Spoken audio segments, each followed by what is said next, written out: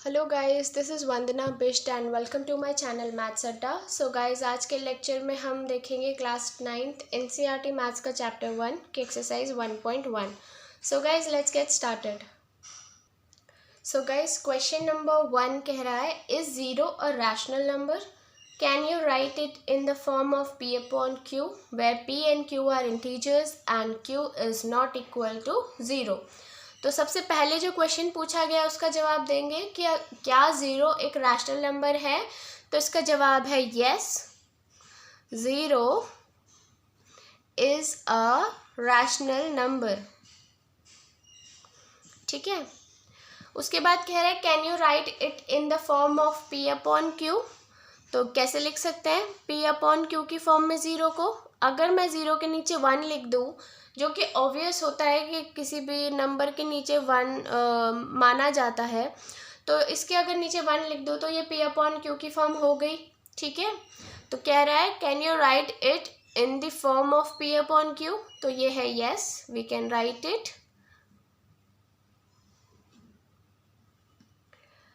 उसके बाद कह रहा है, where p and q are integers.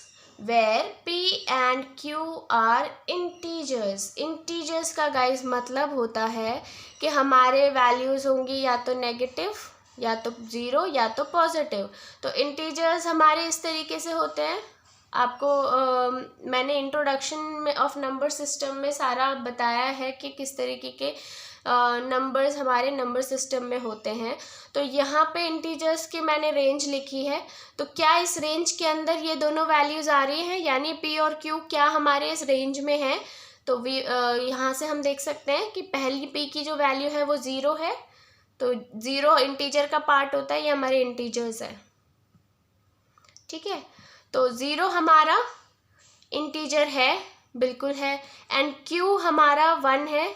ठीक है, q की वैल्यू 1 है, तो 1 भी हमारा इंटीजर्स के अंदर ही आ रहा है। तो इसीलिए हम कहेंगे yes, p and q are integers.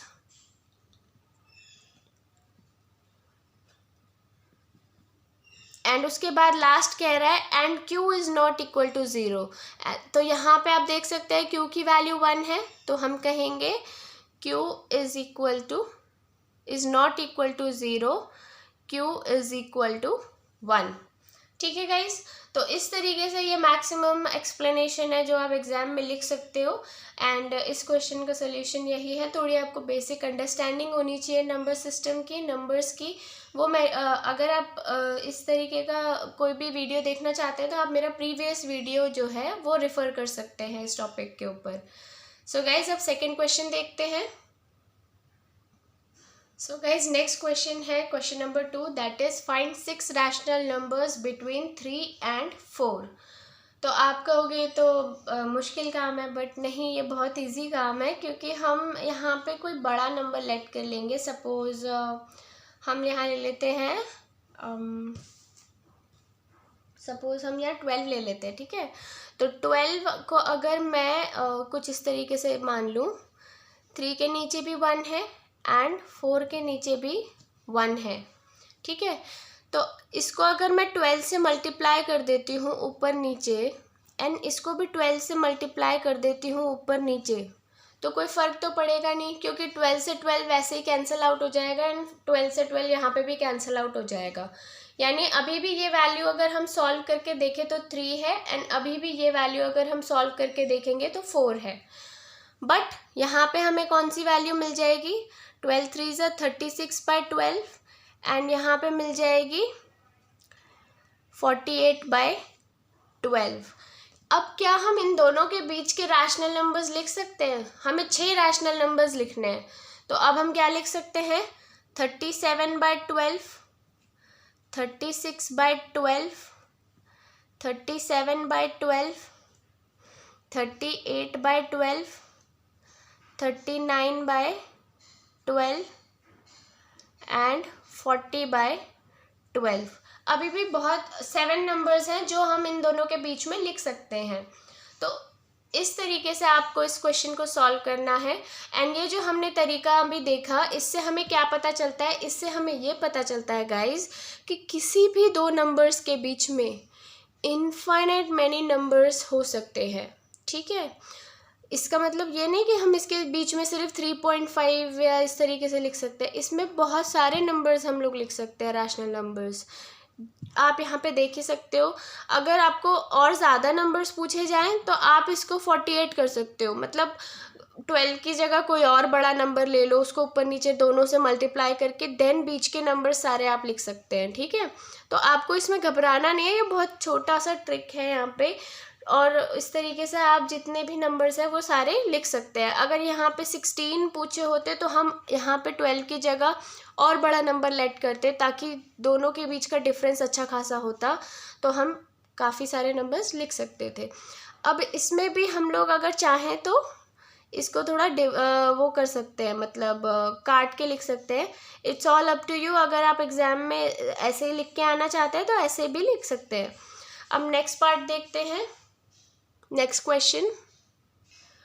Guys यहाँ पे थोड़ी मिस्टेक करी है मैंने, 36 के बाद 37, देन 38, देन 39, यहाँ पे 40, 41 एंड 42/12। इस तरीके से आपने नंबर्स लिखने हैं। अगर 36 और 48 के बीच में है तो बेस सेम रखेंगे एंड ऊपर के नंबर्स को एक एक करके बढ़ाते चले जाएंगे। तो ये हमारे 6 नंबर हो गए हैं। अगर आप चाहें तो इनको और फर्दर सॉल्व कर सकते हैं, ये जो कट रहे हैं नंबर्स, जैसे 3 4 ज़ा 12 या 2 6 ज़ा 12, 2 1 ज़ा 9 ज़ा, तो 19/6 हो गया। इस तरीके से अगर आप और सॉल्व करना चाहते हैं तो करिए, नहीं तो ये भी ठीक है। अब नेक्स्ट पार्ट देखते हैं। अब गाइस थर्ड क्वेश्चन है, find 5 rational numbers between 3/5 and 4/5। अब आप कहोगे तो रैशनल नंबर्स ही है, अब इसके बीच में कैसे लिखें? तो गाइस इसके बीच में लिखना भी बहुत आसान है। रीज़न बिहाइंड, आप एक नंबर पकड़ लीजिए, कोई बड़ा सा नंबर, उसको ऊपर नीचे इसके मल्टीप्लाई कर दीजिए एंड उसको इसके इस वाले नंबर के भी ऊपर नीचे मल्टीप्लाई कर दीजिए। जैसे मैं लेती हूँ 3/5 into 10/10 is equal to 30/50. Similarly 4/5 is into 10/10 is equal to 40/50. ठीक है गाइज, तो अब हमारे पास 2 नंबर्स आ चुके हैं। अब इनके बीच में आप देख सकते हैं 5 रैशनल नंबर्स को लिखना और आसान है। तो हम इसमें लिख सकते हैं क्या, पहला नंबर हो गया 31/50, दूसरा हो गया 32/50, तीसरा हो गया 33/50, चौथा हो गया 34/50 एंड पांचवा हो गया 35/50। अगर 6 पूछे होते तो हम 6 भी लिख सकते थे, 7 भी लिख सकते थे, क्योंकि हमने नंबर बड़ा लिया है। तो 30 और 40 के बीच में टोटल 9 नंबर्स हैं जो हम लिख सकते थे। तो अब ये इसको भी उसी तरीके से सॉल्व करना है, ज़्यादा आपने घबराना नहीं है। कोई भी नंबर एक लेट कर लीजिए, अगर ज़्यादा नंबर पूछे गए तो बड़ा नंबर लेट कर लीजिए, उसको ऊपर नीचे मल्टीप्लाई करके एंड देन उनके बीच के आप नंबर्स लिख लीजिए। अब नेक्स्ट पार्ट देखते हैं। अब गाइस फोर्थ क्वेश्चन कह रहा है, state whether the following statements are true और false, give reasons for your answers.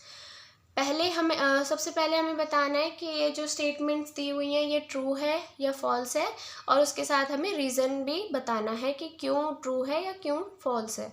तो फर्स्ट पार्ट है, every natural number is a whole number. तो गाइस पूछा जा रहा है कि क्या सारे नेचुरल नंबर्स होल नंबर्स होते हैं? तो सबसे पहले हम नेचुरल नंबर्स लिख लेंगे।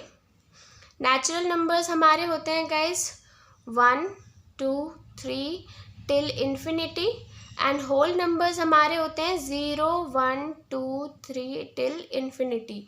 तो पूछा जा रहा है क्या सारे नेचुरल नंबर्स होल नंबर्स होते हैं? क्या सारे नेचुरल नंबर्स होल नंबर्स होते हैं? तो हम कहेंगे यस होते हैं, क्योंकि ये इसी का पार्ट है। तो कह रहे हैं कि क्या सारे नेचुरल नंबर्स होल नंबर्स होते हैं? तो हम कहेंगे यस, ट्रू। ठीक है, उसके बाद कह रहा है कि every integer is a whole number. तो सबसे पहले इंटीजर्स की रेंज लिखेंगे। इंटीजर्स गाइस हमारे नेगेटिव इन्फिनिटी से -1 0 1 सॉरी टिल इन्फिनिटी तक होते हैं। ठीक है, तो इंटीजर्स की रेंज ये हो गई। उसके बाद कह रहा है is every integer is a whole number. Whole numbers हमारे कहाँ से शुरू होते हैं? 0 1 टिल इन्फिनिटी। तो कह रहा है every integer is a whole number. तो आप देख सकते हो इसकी रेंज बड़ी है, इसकी छोटी है। ये सारे नंबर्स इसके अंदर फिट इन नहीं हो सकते। Every integer is not a whole number.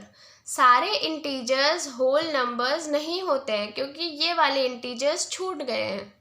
ठीक है, तो इस तरीके से आपको थोड़ा समझने की कोशिश करनी है, रेंज लिखनी है, एंड देन आप इजीली बता सकते हो कि क्या ये स्टेटमेंट ट्रू है या नहीं है। तो ये हो गई फॉल्स, बिकॉज नेगेटिव इंटीजर्स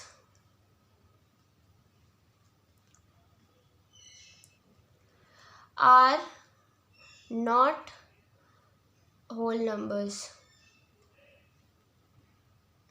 ठीक है गाइस, तो आपको रीज़न बता दिया मैंने कि सारे इंटीजर्स होल नंबर्स इसलिए नहीं होते हैं क्योंकि होल नंबर्स में नेगेटिव वैल्यूज़ नहीं होती हैं। अब अगर यहाँ पे क्वेश्चन इसका उल्टा होता कि क्या सारे होल नंबर्स इंटीजर्स होते हैं, क्या सारे होल नंबर्स इंटीजर्स होते हैं, तो आप कहोगे हाँ होते हैं, क्योंकि ये जो नंबर्स हैं होल नंबर्स ये सारे के सारे इंटीजर्स में आ रहे हैं, यानी होल नंबर्स जो है इंटीजर्स होते हैं। बट क्या इंटीजर्स होल नंबर्स होते हैं? नहीं होते, क्योंकि ये नंबर्स छूट गए। ठीक है, इसीलिए मैंने आपको इस तरीके से लिख के दिखाया कि थोड़ा इजीली आप समझ पाओ। थर्ड पार्ट कह रहा है guys, every rational number is a whole number. तो रैशनल नंबर्स की रेंज लिख लेते हैं। रेंज मतलब इसकी कंडीशन होती है P अपॉन Q होना चाहिए एंड P एंड Q को प्राइम होने चाहिए and Q is not equal to 0 होना चाहिए। ठीक है, तो अब कह रहा है every rational number is a whole number. अब होल नंबर की रेंज क्या होती है? 0 से 1 2 3 टिल इन्फिनिटी। ठीक है, तो 0 और 1 पे चेक कर लेंगे कि ये जो रैशनल है कि नहीं है। सबसे पहले पूछ रहा है every rational number is a whole number. तो रैशनल नंबर्स में तो गाइस 2/3 भी आता है। ठीक है, बट होल नंबर की जो रेंज मैंने लिखी है उसमें 2/3 या फ्रैक्शन की कोई जगह नहीं है। ये सारे पूरे नंबर्स है 1 2 3 0 इस तरीके से। तो हम लिखेंगे false because 2/3 is a rational number but it's not a whole number.